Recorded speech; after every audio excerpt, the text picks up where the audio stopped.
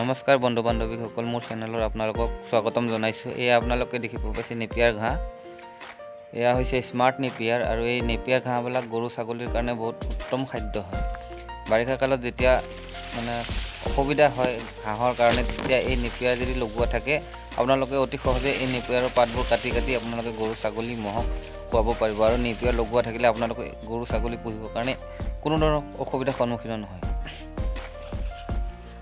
ইয়াত দেখিছে super Napier আৰু লগতে আছে হাইব্ৰিড নেপিয়াৰ। এইবিলাক খচৰ কাৰণে ৰাখি থোৱা হোৱা হেতুকে বহু ওখ হৈ গৈছে আৰু ইয়াৰ পৰা এতিয়া কাটিংবোৰ কাটি সকলো ঠাইলৈ যোগান ধৰা হৈ আছে।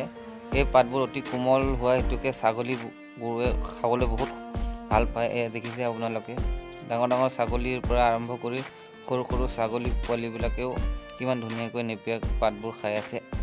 আৰু এই নেপিয়াৰ কাটিংটো যদি এবাৰ লগায় আপোনালোকে, তেতিয়াহ'লে 6-7 বছৰলৈকে আপোনালোকৰ কোনো অসুবিধা নহয়।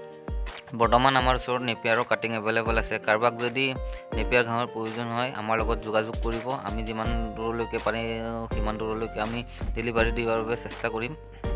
গতিকে ভিডিঅ'টো চাই কেনেকৈ লাগিলে কমেণ্টত জনাব, লাইক কৰিব, শ্বেয়াৰ কৰিব আৰু যিসকলে নতুনকৈ চাই আছে চেনেলটো অনুগ্ৰহ কৰি ছাবস্ক্ৰাইব কৰি লগতে থকা বেল আইকন প্ৰেছ কৰি দিব।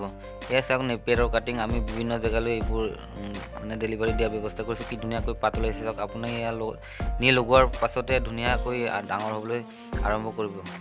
এয়া চাওক নেপিয়াৰ। কাৰোবাক যদি প্ৰয়োজন হয় আমাৰ লগত কণ্টেক্ট কৰিব, কমেণ্টত জনাব। আৰু আজিলৈ ভিডিঅ'টো ইমানতে সামৰণি মাৰিলোঁ।